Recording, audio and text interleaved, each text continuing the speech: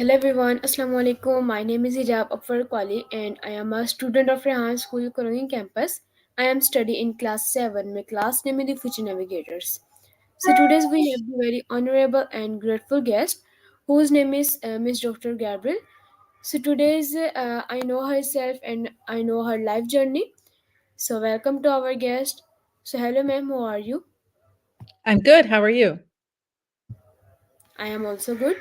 Okay, ma'am. First of all, I want to thank you to come in my show and give me your valuable time. Thank you. Okay, so before moving on the question, please introduce yourself.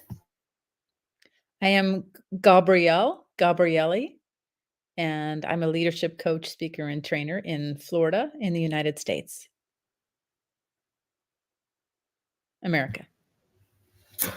Okay, ma'am. So my first question: what do you believe are the key qualities of a successful leader? The key qualities of a successful leader are varied, but humility is one of the most important ones. Receptiveness to feedback. You have to be open and willing to make changes. You have to put others above yourself. So, being a servant leader, being a selfless leader is important. And really wanting to positively influence other people to make other people's lives better. Okay, ma'am. So my next question: can you tell us about your background and how you got started in leadership coaching? Sure. My background is kind of different. I started out in television. I started out as a journalist, and actually, I started out with print and then radio and then television. And as I progressed my education to a master's degree and then a doctoral degree, I became increasingly passionate about leadership. I worked full time the entire time I was going to school full time. And so I have a very strong work ethic and worked on honing my skills as a leader so that by the time I was 23 years old, I was already managing people. And so it took a lot to learn about managing people who were much older than me. And it took a lot of learning from people who influenced me heavily in my life, including my father. And so I always saw my dad working alongside of people and not ever putting himself above them. And that's what I learned to do was to learn from other people. It doesn't matter if somebody is older than you or more experienced than you. You can learn from them and they can learn from you. And so I became very successful as someone in a leadership role who also promoted others into leadership roles. Okay, ma'am. Thanks for answer. So my next question: what motivated you to become a leadership coach, speaker, and trainer? Very good question. I think what I learned through my experiences is that there are many people in leadership roles who are not good leaders. So I think that a lot of the problems that exist in the world today, in every country and every organization, are because people in positions of leadership need to be better leaders. They need to work on their leadership skills. And so, personally, what I've seen the two problems that are most frequent are insecurity and fear. And so, when people are insecure, they tend to mask their insecurities with a big ego, and they tend to do things that are unhealthy in the workplace or in school or in the world where they try to put other people down to build themselves up, which is very unhealthy. And so fear is another thing. When people have fears, they tend to try to hide those fears and they do foolish things in the workplace that make them not good leaders. So I really wanted to make sure that I was skilled in being a leader and that I kept learning and kept growing. So even though I have a PhD now and I've been doing this for many years, I still have a lot more to learn. Okay, ma'am. Thanks for answer. So my next question: how do you various interest and activities such as SCUBA driving, cycling, fostering animals, and flying planes influence your coaching and speaking? So I think that there are people out there who will encourage you to find a lane and stay in your lane. So they think, you should have a very strong focus on something. And I have so many interests that I don't want to limit myself. So I have a nonprofit organization, SCUBA, SUBA is SCUBA. It stands for Self Contained Underwater Breathing Apparatus.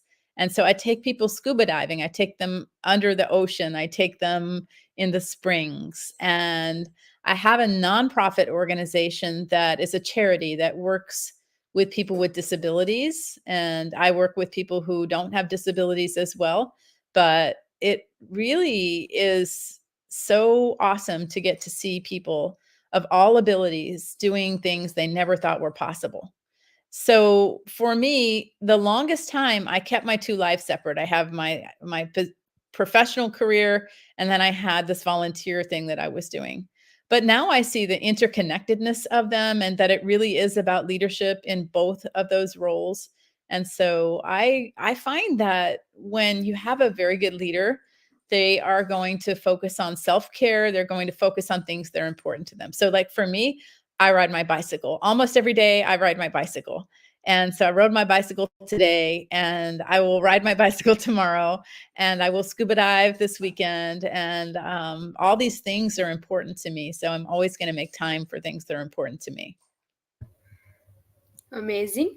Okay, ma'am, thanks for answers. So my next question, how do we help individuals develop into leadership skills and abilities? So, one way that I do that is that I have a leadership academy for professionals. In fact, our graduation ceremony was last night. It is a year-long program where people learn together and they grow together. It's mentoring and coaching and curriculum where a cohort of individuals who are very diverse learn from each other and from me. And at the graduation ceremony was last night, and that to me is my legacy. It's something that I dreamed of for a long time, and now I get to do it. I get to have these people in my program who are just amazing people. And like I said, I get to learn from them too. But I help them hone their leadership skills. And when people are good leaders, it's not just in their jobs where they are positively influencing other people, it's with their families, it's with their churches, it's with organizations where they're involved, it's with their schools. So when people have good leadership skills, they really do tend to help others be good leaders too. Okay, ma'am, thanks for answer. So my next question, can you share a memorable success story from your coaching and training experience? Yes, so many experiences that are positive. Let me think about a memorable success story. One of my favorite stories is when I first started doing scuba diving training. When I first became an instructor, I was already a leadership coach, and I had a client who was really good, young professional in her 20s, and she was doing fantastic in her career, but I felt like there was something holding her back. So I gave her the gift of scuba diving. Keep in mind that my two worlds I never talked about. So when I was doing leadership coaching, I never talked about scuba. And when I was doing scuba diving, I never talked about leadership until this experience. Something told me that she needed something more to get her out of her comfort zone. So I gave her the gift of scuba lessons, and then she signed up for a class. And I remember that I had people sitting around the table on the first night introducing themselves to each other. And she was the first person around the table. She had asked me if someone could come, if I had a space for somebody else. I said, sure. Well, it turns out it was her husband. She had gotten married very young, and they were separated, and they were still friends. So when it came to her, she never mentioned him. And then he was the last person to introduce himself. And he said that he was her husband. And afterward, I said, "Oh my goodness, this is very awkward. I don't know, do you sure you want to do this? I don't know if this is a good idea." And she said, "No, it's just old habits. We've been together since we were 18 years old, and don't worry about it. We'll do fine." So then we were in a pool session, and in the pool session, she had some challenges and she got very upset, and it was a difficult skill, but she blamed him for not doing it correctly. And I corrected her and I said that he was actually doing really well. And at one point she said, "But I like to be in control." And when she said that, it just, to me, it was an epiphany for her, for me, for everybody. And I said, that is exactly the problem. You cannot always be in control. Sometimes you have to learn to trust, you have to let go, and then great things will happen. So we continued the class, and I changed her partner so that she had a different buddy, and she saw from that other person like how important he was. And the long story, to make it short, is that they ended up getting back together through the class, and they ended up repairing their marriage, and they had a baby, and they named her Finley, because they had to be close enough when they were scuba diving to touch fins. And they're very happy. They're very happy. And so now I think what that taught her was that um, you can be doing great in your career, but if you're not focused on what matters most to you, like your family, then maybe it's not everything. So, and it's not that everyone has to have a family. You don't have to have a family necessarily to be happy, because I don't have a family, and I'm happy. But if you have made that choice and then you're not doing what you can to be really good at being a leader in your family, then maybe that is what's missing. So now she has this happy family. Her career is going great. And it also opened my eyes to what's so important about the two things that I choose to do the most are that they're both very much connected to leadership.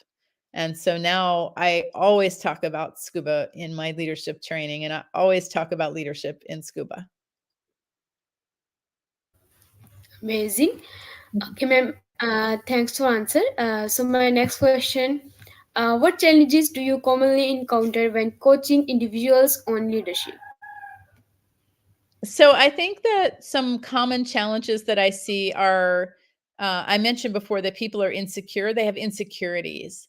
And when they have insecurities, they tend to be threatened by people who are seemingly better than them, people who maybe have skills that are better than theirs. They perceive them as a threat. And when they do so, they try to do things that will make them feel bigger and better. And so if they're a supervisor and they're insecure and they hire somebody who is really good at something, a great leader will say, "This is awesome. You're better at this than me. I'm so glad you're on my team." But a person in a position of leadership who doesn't have good leadership skills will be threatened by that person, and they don't realize that they're actually helping the team. Instead, all they think of is, this person has more skills than me, and I want to make sure that they don't get noticed as being better, because then that I'm going to look worse. So they make that person look worse in order to make themselves feel better, and it has completely the opposite effect on the team. Okay, ma'am. Thanks for answer. So my next question: how do you stay updated with the latest leadership and strategies? So I stay updated by constantly learning myself. So I read a lot, and I look at all the latest research, and I really believe strongly that life is a journey, and we must constantly learn and grow in order to stay relevant, in order to keep our brains young, to keep up on what's happening. So I make sure that I'm always reading and learning, and never think that I know exactly what I need to know about everything. There's always more to learn. Okay, ma'am. Thanks for answer. So my next question: how does your experience as a SCUBA driver relate to leadership and teamwork? So scuba diver, SCUBA is scuba. Scuba stands for self-contained underwater breathing apparatus. So scuba diver, my experience as a scuba diver definitely relates to leadership and teamwork, because with leadership, I have a saying that true transformation to leadership begins when people overcome fears and self limiting beliefs to get out of their comfort zone and into their strength zone. So many people in this world are comfortable, and being comfortable is not a good thing. If you're too comfortable, then you're not doing things that will stretch you, that will help you learn and grow, that will challenge you, that maybe even will make you feel like you're failing, but actually you're learning. If you learn something from an experience, then it's not a failure. So, scuba diving is the same thing. It's really challenging you to get out of your comfort zone. It is giving you an opportunity in an environment that is highly unusual. You're underwater, you're breathing, and, if you have any fears about being underwater and breathing and having all these animals around you, sea life, sharks, all kinds of things, it will teach you a lot about who you are. And so both of them really are about getting you out of your comfort zone, getting you into your strength zone, and helping you be the best version of yourself. And in terms of teamwork, a big part of teamwork is communication. And the nice thing about scuba diving is when you're diving, you have to learn to communicate nonverbally. We don't really talk underwater. We make hand gestures to each other, and we rely on body language a lot. So you have to really have good situational awareness and good communication skills. Okay, ma'am. Thanks for answer. So my next question: what advice would you give to someone looking to improve their leadership skills? One piece of advice that I think is really important is find a mentor. So if there's somebody who's doing something you think you want to do, talk to that person, learn from that person, and grow from the experience. Also, be open to feedback. So many times people think feedback is a negative thing. They call it constructive feedback or criticism, but in actuality, feedback is a gift. So when somebody tells you something and it's meant from the caring heart, it's meant kindly, they're telling you, if you would work on this, you would be a much better version of yourself. Then listen to that. And so find a mentor and learn as much as you can. Get as much experience as you can doing things that are uncomfortable. So for example, if you are nervous about public speaking, which I was terrified of speaking in public. I did not like to speak in public. And every picture of me as a child, from a teenage years especially, I didn't like to be on camera. I didn't like to have any attention on me. So every picture of me as a child looks like this. And so I said, I can't let fear get in the way. And so I'm going to just learn how to be a journalist. And so I started with print and then radio and then television. So if you are afraid of public speaking, for example, there are groups out there that can help you. Toastmasters is a nonprofit organization. It's international. You can join Toastmasters, and they have virtual and in-person sessions where you can go and learn how to be a better speaker and get practice with people who are going to give you good feedback and help you be better. So whatever it is that you're afraid of, do it. I say do it afraid and learn from the experience, and it will change your life. Okay, ma'am. Thanks for answer. So my next question: tell us about a time when you had to apply leadership principles in a challenging situation. So many times I've experienced challenging situations. I think for me, holding people accountable has always been a thing. I always say that injustice is something that is very important to me, is helping overcome injustices in the world and in the workplace. And so I will always speak up whenever I see something that is not okay. And I think it takes a leader to speak up. It takes somebody who knows that despite what the consequences may be, they're going to ethically do what's right. And so I've always felt that way. I've always made sure that if I see any injustice, I will speak up. I will speak out. I will be the voice of people who maybe can't speak up for themselves. So it's hard to give a specific instance without revealing information, but I've worked in many environments where I spoke up, and it did make a difference. Okay, ma'am, thanks for answer. So my next question: how has flying planes influenced your perspective on leadership and decision making? So flying planes is such a cool thing to do because you have to have checklists. Everything needs to be perfect, really, in order to be safe. And so, when it comes to influencing decision making and leadership, flying planes is such a great opportunity to prepare your mind for what you're about to do. So, before you fly a plane, you do a full check around the plane. You walk around the plane, you look at everything, you make sure that everything is just as it's supposed to be. And then you do a checklist, and when you're in the plane, you do a run up, you make sure the engine's good, you make sure all the parts that are required to help the plane fly safely are in order. And so there's a lot of things you do before you actually fly that make flying successful. And that's the same as leadership. You can't just go in somewhere and be a leader. You have to prepare yourself. You have to do your own checklist. You have to see what are you needing to work on that's going to help you be a better leader. And then you need to be humble. You need to have humility when you're there so that you don't just go in and try to make changes and think that you know everything. You don't. You learn from other people, and then you're ready for your own flight as a leader. Amazing. Okay, ma'am. Thanks for answer. So my next question: can you share some tips for individuals seeking personal and professional growth simultaneously? Yeah, I think it's important that you said for people seeking both personal and professional growth simultaneously. So many people are focused only on one thing when they should always be focused on both. So I like to look at human beings systematically. And, I do instructional systems design with the workplace environments. I really look at things as systems, but human beings are systems too. And so if you neglect anything that's important to you, and you expect great outcomes, it's not going to happen. You have to focus on everything.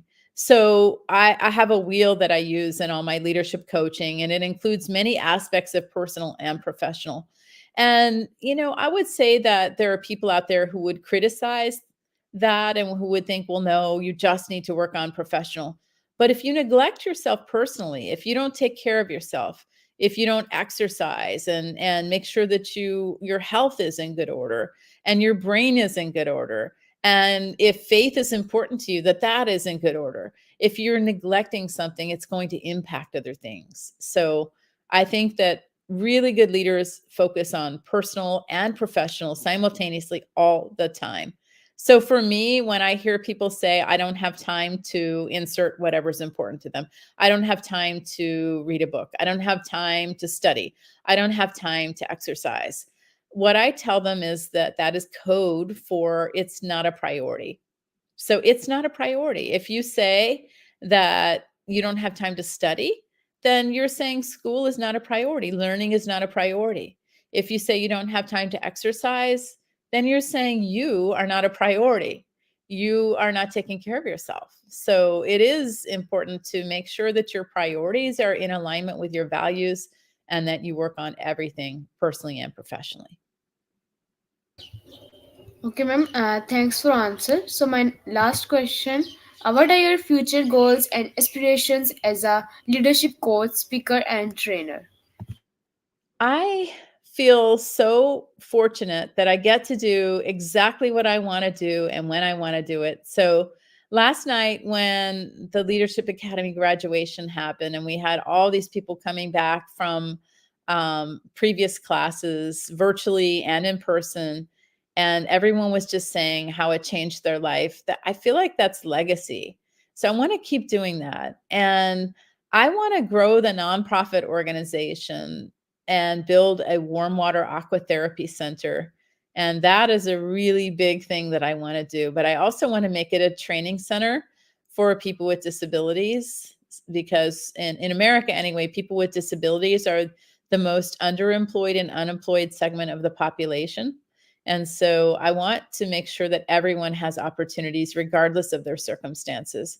And their circumstances, may not be disabilities alone. It may be poverty or some other circumstance. But I really believe that there are solutions for all of us out there if we just help each other.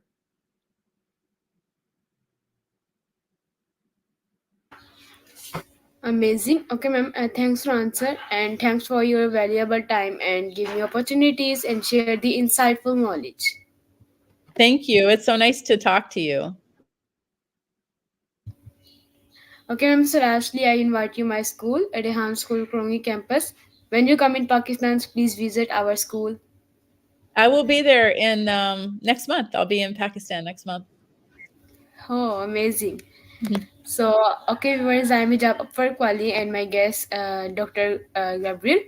So, I hope that you understand our interview and some learned our interview. So, see you in my next interview. Until then, Allah Hafiz. Thank you, ma'am. Bye bye. Thank you. Bye.